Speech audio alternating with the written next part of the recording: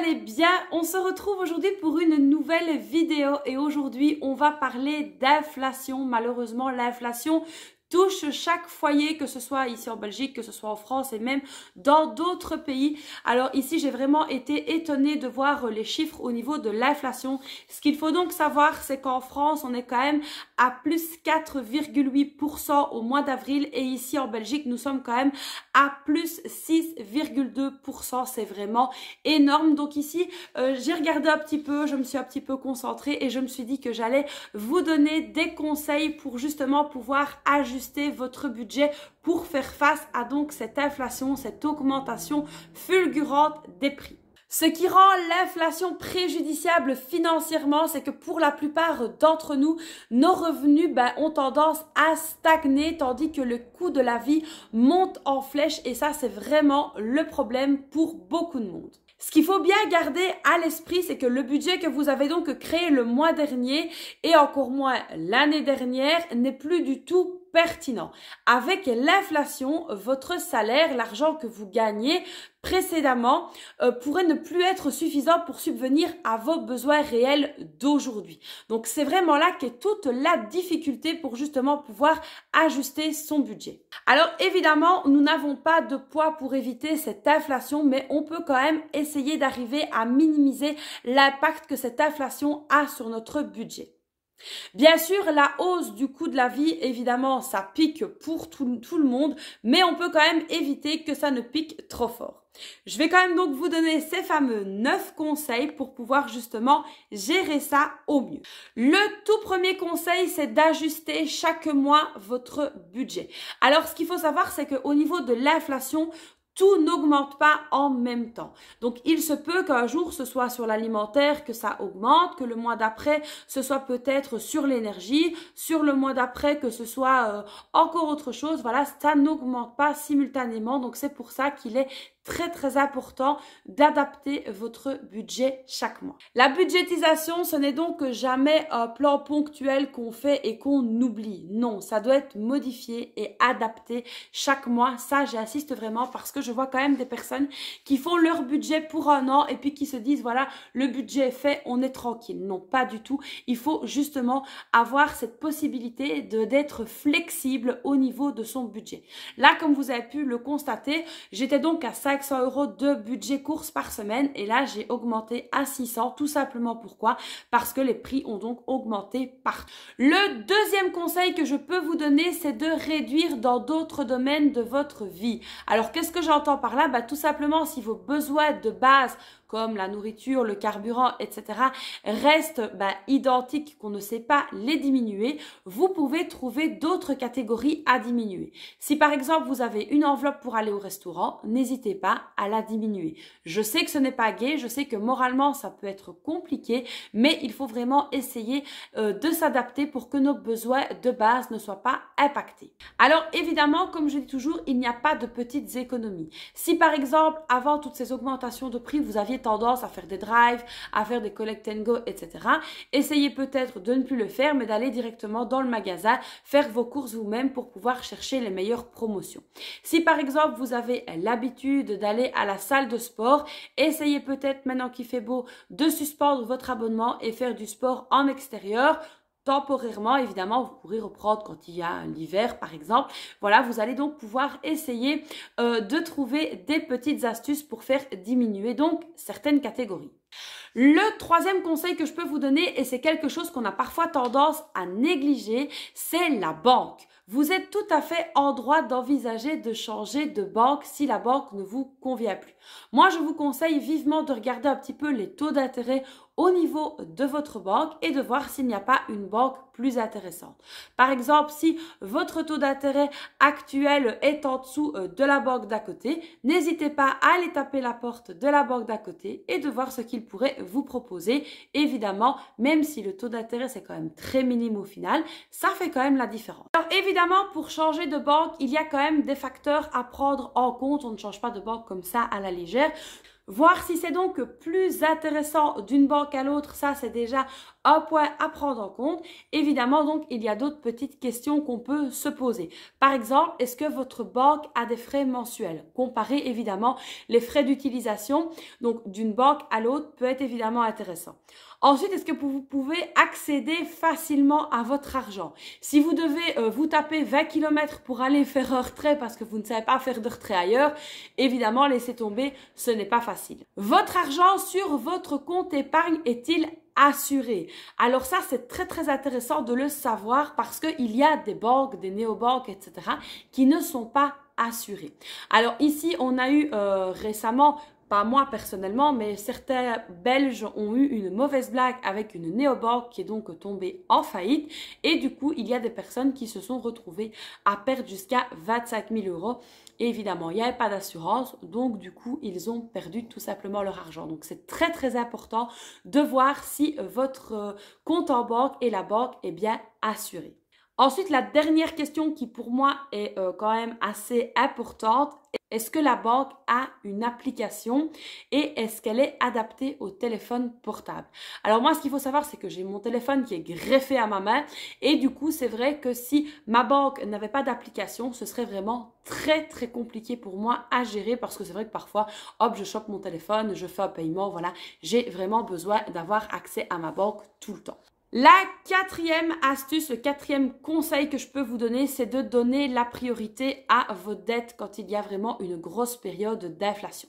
Alors évidemment, il n'y a jamais de bon moment pour prendre du retard sur le remboursement de votre dette, mais il y a certainement des moments pires que d'autres, y compris dans les périodes d'incertitude économique.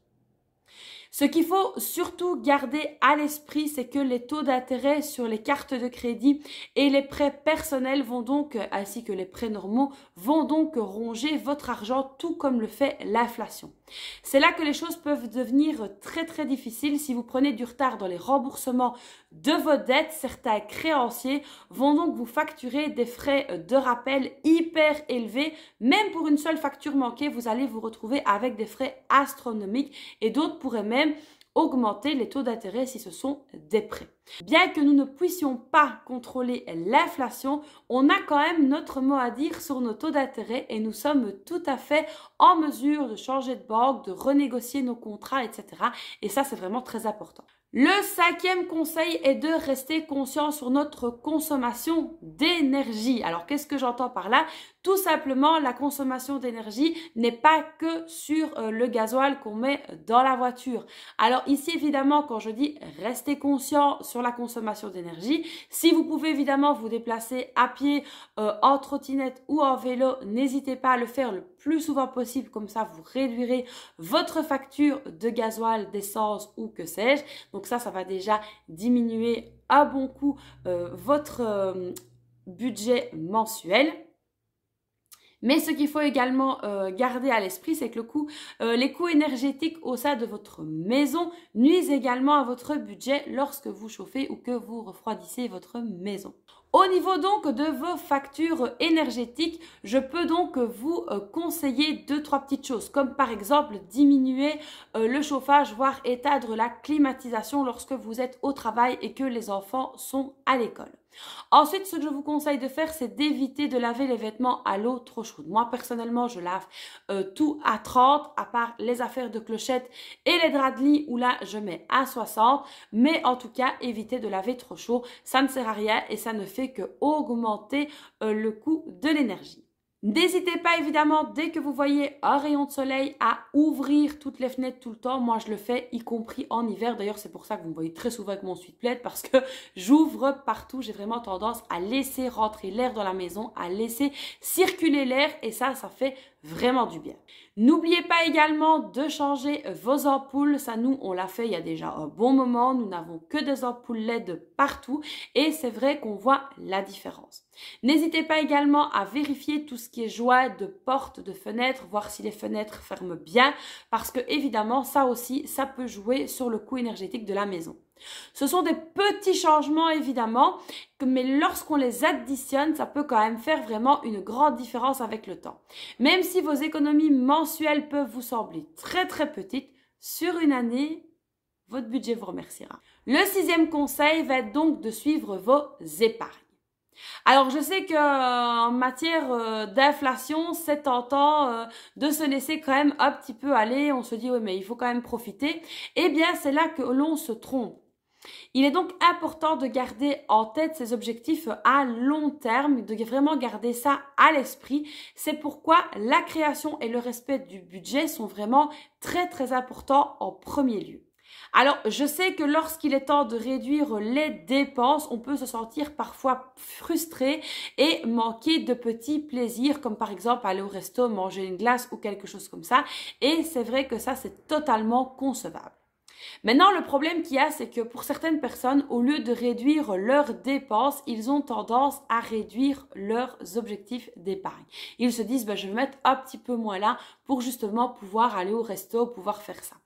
Moi, personnellement, je ne suis pas de cette école. Je sais me faire plaisir quand il faut me faire plaisir, mais je mets un point d'honneur à respecter mes engagements, entre guillemets, au niveau de mes épargnes, tout simplement parce que je pense à plus tard. Je pense à Noël, je pense aux anniversaires, je pense aux fêtes, je pense à la rentrée scolaire, je pense à nos projets personnels que nous avons. Il faut vraiment garder tout ça en mémoire. Alors évidemment, ce que je peux vous conseiller, c'est de mettre en place une épargne retraite parce que évidemment, l'inflation ne fera que d'augmenter et lorsque vous serez au moment de la retraite, si vous n'y êtes pas déjà, la vie sera donc encore plus chère que maintenant, donc il faut vraiment essayer de penser à tout. Le 7e conseil qui peut paraître un petit peu bizarre, mais qui parfois fonctionne, c'est de demander une augmentation à votre patron.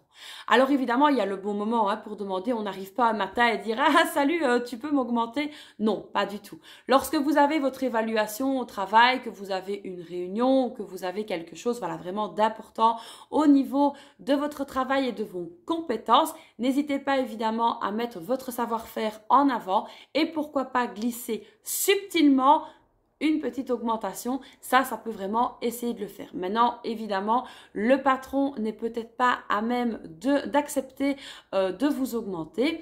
Alors, évidemment, il va falloir essayer de trouver des arguments en béton, comme évidemment l'inflation dont on parle pour l'instant. Vous pouvez donc également lui expliquer que vous avez du mal à joindre les deux bouts. Il n'y a pas de honte à ça. Et évidemment, il est possible que votre employeur refuse tout simplement. Alors évidemment, s'il refuse, n'hésitez pas à aller voir le marché, à lui montrer que peut-être dans une société similaire, vous gagneriez autant de pourcents en plus ou autant d'euros en plus. N'hésitez pas à lui montrer ça. S'il n'est toujours pas d'accord, n'hésitez pas à vous tourner vers d'autres horizons. Et évidemment, il n'y a pas qu'une seule boîte pour votre boulot. Donc, n'hésitez pas, malheureusement, à aller voir ailleurs tout en prenant bien votre décision, en y réfléchissant. On ne prend pas de décision sur un coup de tête. Le 8e conseil, c'est de commencer à chercher un revenu complémentaire. Ajuster votre budget évidemment à l'inflation, ça ne signifie pas obligatoirement que vous devez réduire votre budget. N'oubliez pas non plus que votre budget comporte 2 volets importants, les revenus et les dépenses. Si vous ne voulez pas ou que vous n'êtes pas en mesure de réduire vos dépenses, vous avez donc la possibilité d'essayer d'augmenter vos revenus.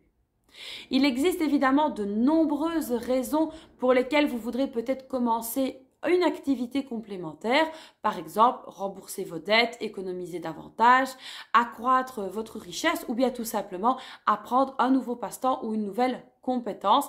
Alors pourquoi ne pas également vous lancer dans la recherche d'un revenu complémentaire, que ce soit en VDI ou autre, vous pouvez toujours évidemment chercher un revenu complémentaire. Donc ici pareil, ce n'est pas une décision à prendre à la légère, c'est une décision qui doit être réfléchie et comme c'est un revenu complémentaire, ça doit être vraiment quelque chose qui vous plaît pour ne pas lâcher au bout de quelques temps. Le 9e et dernier conseil, c'est donc de rester concentré sur vos objectifs. Se tenir à un budget, évidemment, c'est un petit peu comme se tenir à un régime. C'est plus facile à dire qu'à faire. Malheureusement, tout le monde le sait. Parfois, la raison pour laquelle il est difficile de respecter son budget est que nous le considérons strictement d'un point de vue mathématique sans émotion. On ne vit pas son budget. Moi, vraiment, je vis mon budget. J'essaye vraiment de me mettre en situation quand je fais mon budget, de penser à ce que je vais pouvoir faire avec mon argent. Ce n'est pas tout simplement quelque chose que je rédige sur un bout de papier comme ça parce qu'il faut le faire. Pas du tout, c'est vraiment quelque chose que je mets en place et que j'ai même commencé à prendre du plaisir à mettre en place parce que je vois que mes objectifs d'épargne, que pourquoi je fais ce budget, j'y arrive tout doucement et évidemment, ça amène une grande satisfaction. C'est ce qu'on appelle donc l'épanouissement financier. Alors, l'épanouissement financier, vous l'aurez compris, hein, il s'agit donc de la liberté et de la stabilité de vos options financières, de mettre votre argent là plutôt que là. Ça, c'est vraiment vos options personnelles à vous. Ce qui ne peut se produire que lorsque vous avez les idées claires et que vous avez les objectifs que vous voulez vraiment atteindre. Alors, en résumé, et ce dont il faut vraiment faire attention, c'est que le budget n'est pas quelque chose qui stagne, quelque chose qui est monochrome, pas du tout. Malheureusement, avec l'inflation, il faut vraiment apprendre à s'adapter, aller grappiller quelques euros là où on peut aller les grappiller. Évidemment, si vous voulez commencer une activité complémentaire pour augmenter vos revenus, n'hésitez pas à le faire. Il faut vraiment essayer d'ajuster votre budget à l'inflation, que ça monte malheureusement ensemble. On n'a pas le choix que de s'adapter. Il est vraiment très très important que vous vous prépariez pour l'avenir afin d'éviter les différents pièges financiers et évidemment que vous ne tombiez pas dedans tout simplement. Donc voilà, j'espère que vous allez bien rester motivé malgré cette période un petit peu compliquée pour tout le monde, mais je sais que vous êtes capable de le faire et que vous êtes capable d'y arriver. En tout cas, je suis là pour vous motiver. N'hésitez pas évidemment à me poser vos différentes questions. N'hésitez pas également à m'envoyer des petits messages, à partager sur le groupe Facebook si vous avez des petits moments de doute, des petits moments où vous ne savez pas trop comment faire. Évidemment, la communauté est là pour vous aider et pour vous porter vers le haut. Donc voilà les amis, j'espère que cette nouvelle vidéo concernant un sujet qui n'est pas très gai, hein, il faut bien se le dire, l'inflation c'est quand même pas très gai, mais j'espère quand même que cette vidéo vous aura quand même montré différents conseils que vous allez peut-être ou pas essayer de mettre en application pour justement ajuster votre budget face à cette augmentation de tout. Donc voilà, j'espère que cette vidéo a été inspirante pour vous. N'hésitez pas à la liker, à vous abonner à la chaîne, activer la petite cloche, me laisser un petit commentaire. Moi je vous fais donc des tas de bisous et puis je vous dis à très vite pour une prochaine vidéo. Bye bye!